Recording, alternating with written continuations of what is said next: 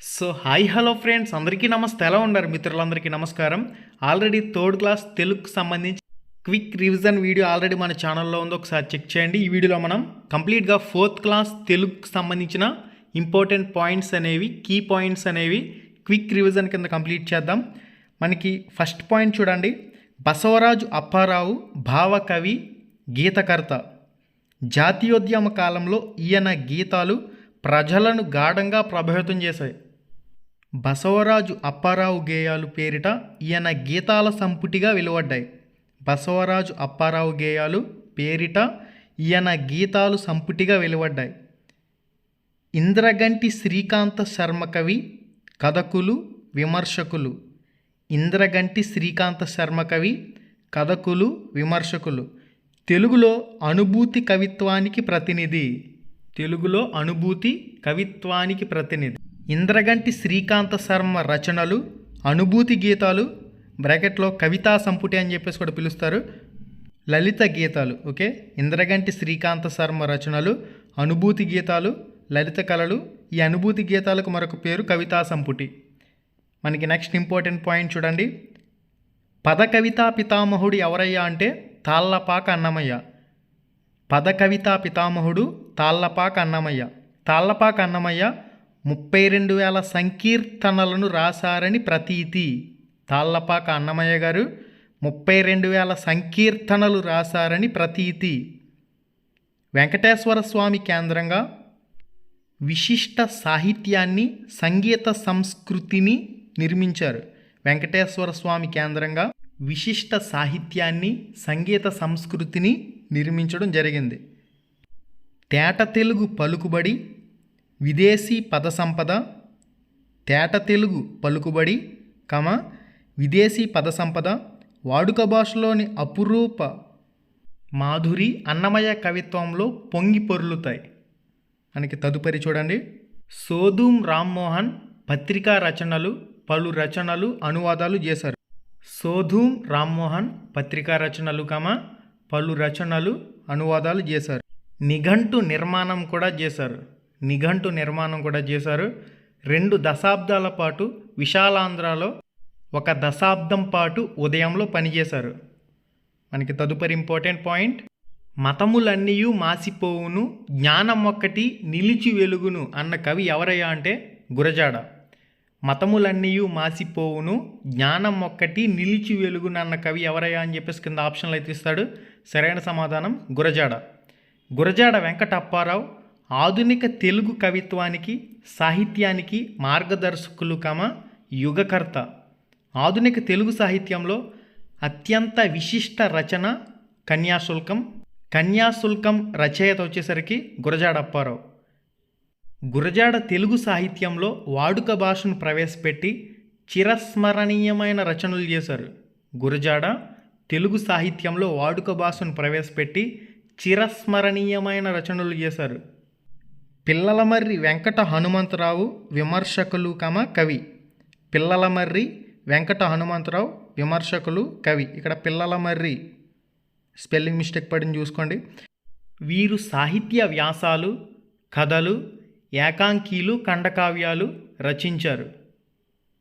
పిల్లలమర్రి వెంకట హనుమంతరావు రచనల్లో సాహిత్య సంపద, ఆంధ్ర అభ్యుదయం, కాపు పాటలు ముఖ్యమైనవి.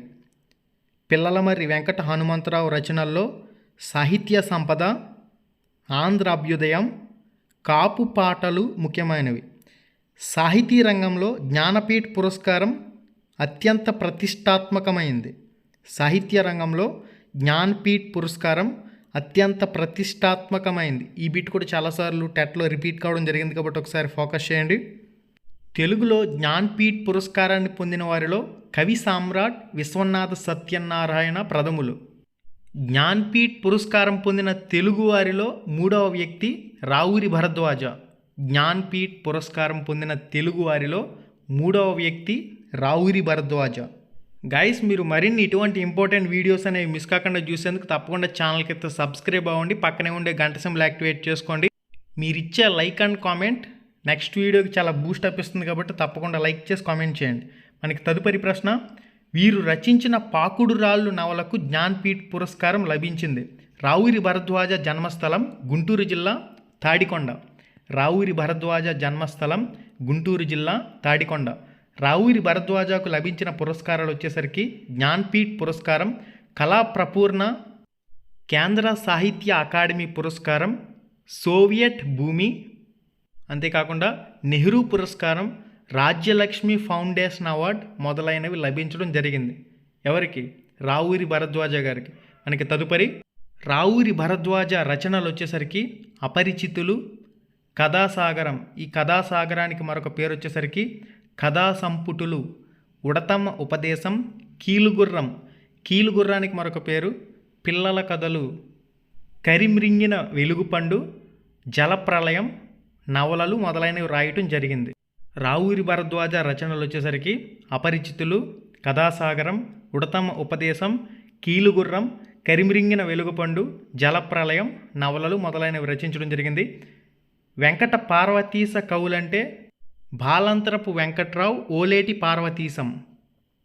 వెంకట పార్వతీశ కవులంటే బాలంతరపు వెంకట్రావు, ఓలేటి పార్వతీశం. మనకి తదుపరి ఇంపార్టెంట్ పాయింట్ చూడండి.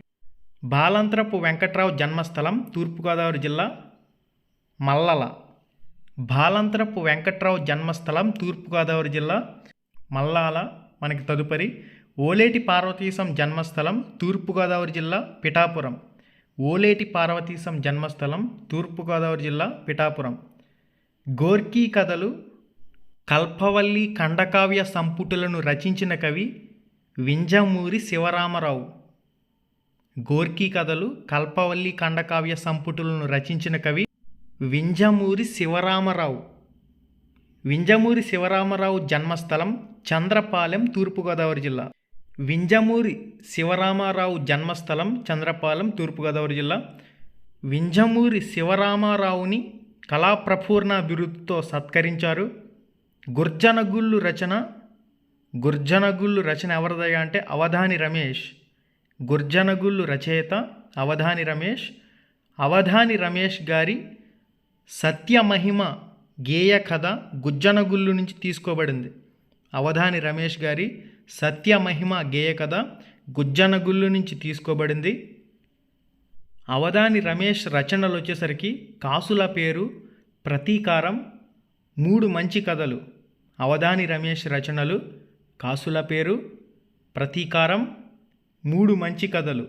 అవధాని రమేష్ తల్లిదండ్రులు వచ్చేసరికి సావిత్రమ్మ తల్లి, సుబ్రహ్మణ్యం శాస్త్రి తండ్రి. అవధాని రమేష్ కర్నూలు జిల్లా అవుకు అగ్రహారానికి చెందినవాడు. జంధ్యాల పాపయ్య శాస్త్రి రచనలు వచ్చేసరికి విజయశ్రీ, ఉదయశ్రీ, కరుణశ్రీ మొదలైనవి. జంధ్యాల పాపయ్య శాస్త్రి రచనలు విజయశ్రీ, ఉదయశ్రీ, కరుణశ్రీ మొదలైనవి. మనకి తదుపరి కవిరాజుగా పేరు పొందిన హేతువాద కవి త్రిపురనేని రామస్వామి. కవిరాజుగా పేరు పొందిన హేతువాద కవి త్రిపురనేని రామస్వామి. మనకి తదుపరి ప్రశ్న త్రిపురనేని రామస్వామి రచనలు సూత పురాణం, పల్నాటి పౌరుషం, సంబుకవధ మొదలైనవి. మనకి తదుపరి తెలుగు సాహిత్యంలో ప్రసిద్ధి చెందిన హాస్య నవల బారిస్టర్ పార్వతీశం. తెలుగు సాహిత్యంలో ప్రసిద్ధి చెందిన హాస్య నవల బారిస్టర్ పార్వతీశం. బారిస్టర్ పార్వతీశం నవల రచయిత మొక్కపాటి నరసింహశాస్త్రి. మొక్కపాటి నరసింహశాస్త్రి. మనకి తదుపరి మొక్కపాటి నరసింహశాస్త్రి జన్మస్థలం పశ్చిమ గోదావరి జిల్లా నరసాపురం. మొక్కపాటి నరసింహశాస్త్రి జన్మస్థలం పశ్చిమ గోదావరి జిల్లా నరసాపురం.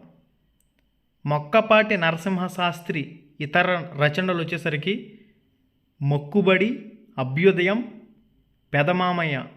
మొక్కపాటి నరసింహశాస్త్రి ఇతర రచనలు వచ్చేసరికి మొక్కుబడి, అభ్యుదయం, పెదమామయ్య.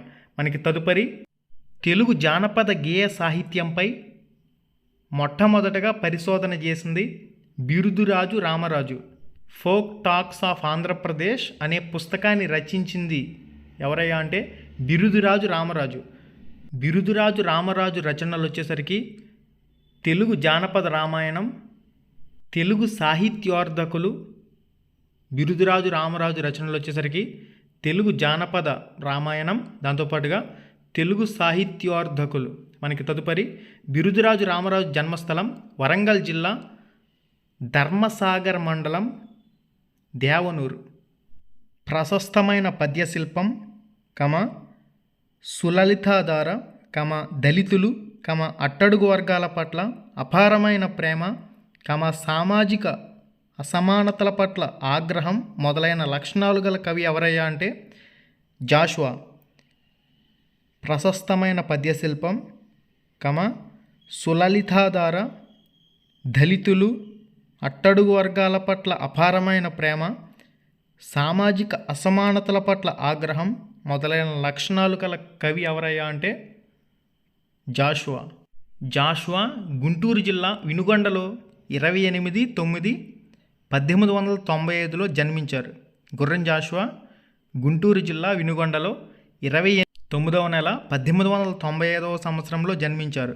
నవయుగ కవి చక్రవర్తి, కళాప్రపూర్ణ ఈయన బిరుదులు.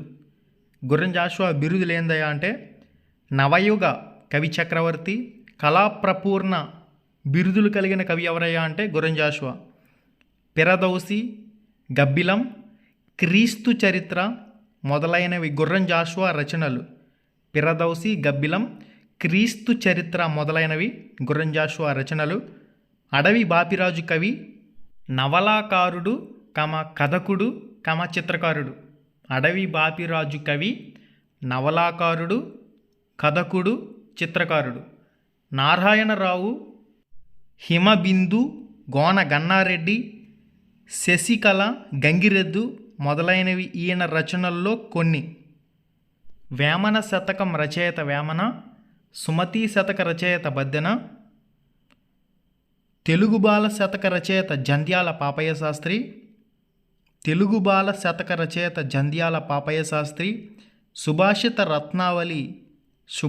రత్నావళి రచయిత ఏనుగు లక్ష్మణ కవి, తెలుగు బిడ్డ శతక రచయిత నార్ల చిరంజీవి, నారాయణ శతక రచయిత పోతన, నక్షత్రాలు 27 రాసులు 12, నక్షత్రాలు 27 రాసులు 12.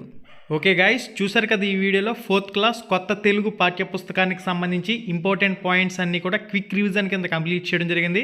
నెక్స్ట్ వీడియోలో 5th క్లాస్, ఆ తర్వాత 6th క్లాస్, ఈ విధంగా వీడియోస్ అనేవి వస్తూ ఉంటాయి. మీరు ఇచ్చే సపోర్ట్ లైక్ అండ్ కామెంట్ రూపంలో తెలియచేయాలి. మన Ram Ramesh APDSC app Google play స్టోర్లో ఉంది. డైరెక్ట్గా మీరు గూగుల్ ప్లే స్టోర్లోకి వెళ్ళి రామ్ రమేష్ ఏపీడిఎస్సి అని చెప్పేసి సెర్చ్ చేసి బ్లాక్ కలర్ లోగోతో ఉండే మన యాప్ని అయితే డౌన్లోడ్ చేసుకోండి. అక్కడ కూడా మీరు టెస్ట్లు అనేవి ప్రాక్టీస్ చేయొచ్చు. ఓకే, మళ్ళీ వీడియోలో మళ్ళీ కలుసుకుందాం. శుభం, ధన్యవాదాలు.